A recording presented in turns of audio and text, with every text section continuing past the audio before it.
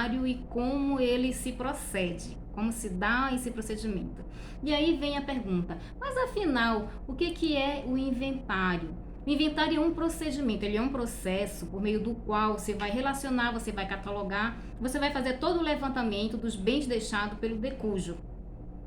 Então você vai ver se tem bens fora do Brasil, se tem dívidas, inclusive, né? E você vai catalogar isso tudo. Após que tiver isso tudo resolvido, tudo regularizado, aí sim vai se partir para a partilha, que é o procedimento por meio do qual vai se destinar parte de cada herdeiro ou de cada legatário. O legatário, no caso, é aquele que recebe o bem, que recebe patrimônio daquele que faleceu quando em vida por meio de um testamento, da sua ameação. Porque nós cidadãos, nós temos a nossa ameação, que é o seguinte: metade dos nossos bens pode ser disponibilizado para qualquer pessoa, uma pessoa de nosso agrado, para aquele que a gente queira doar, dar por meio de testamento, e a metade são para os herdeiros. Então, faz todo esse levantamento, se há testamento, se não há. Então, o inventário, ele é isso, o levantamento de todos os bens, a catalogação de todos esses bens. Em seguida, após o inventário, por que fazer o inventário, gente? O inventário, ele é obrigatório, tá? Ele é obrigatório ser feito, e caso não seja feito, aí começa a incorrer em multas, né? E lembrando que a data para dar entrada no inventário, ele passa a contar 2 meses após a data do falecimento do decujus, ok? Como funciona esse processo de inventário?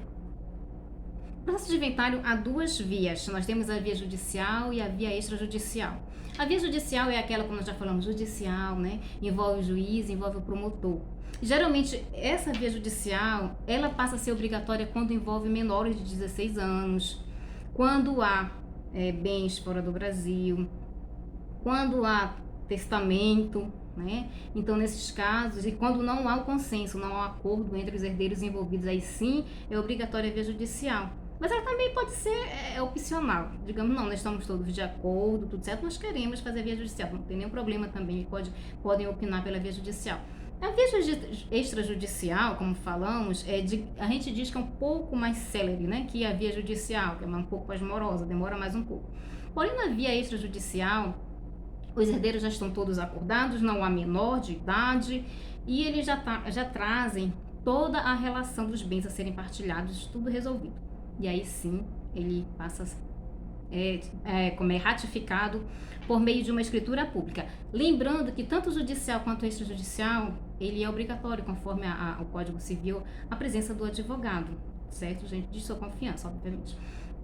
Então, o extrajudicial, né, e o judicial, tanto o extrajudicial, vocês estão na via extrajudicial, de repente, vamos para a judicial, não tem problema. Estamos na via judicial, vamos fazer o arrolamento, que falam que é a via extrajudicial, o acordo durante aquele correr daquele processo judicial, sem problema. Você pode opinar pela judicial ou extrajudicial, desde que não haja nenhum requisitos, quando nós falamos, né, o menor, não haja atrito, enfim. Aí, se houver, é obrigatória a via judicial. Quem pode dar entrada no inventário? Uma pergunta muito comum. Geralmente, o juiz ele busca por aquele que está na administração daqueles bens deixados pelo decujo. Mas aí, geralmente, vai ser o viúvo, a viúva, o filho, a filha. E pode ser também o credor, né? Aquele para quem, quando ele envida, ela envida, tinha alguma dívida, esse credor também pode entrar com pedido de abertura de inventário, até porque ele quer receber aquela dívida que lhe deviam, né? Então, ele também pode entrar com pedido de abertura de inventário, Ministério Público também pode entrar, entre outros. E quanto tempo? Uma pergunta que eles sempre nos fazem aqui. Quanto tempo dura um processo de inventário extrajudicial ou judicial? Claro que não temos como definir um tempo, porque cada processo, cada caso é um caso, como nós dizemos no direito. E o mais comum é a via judicial.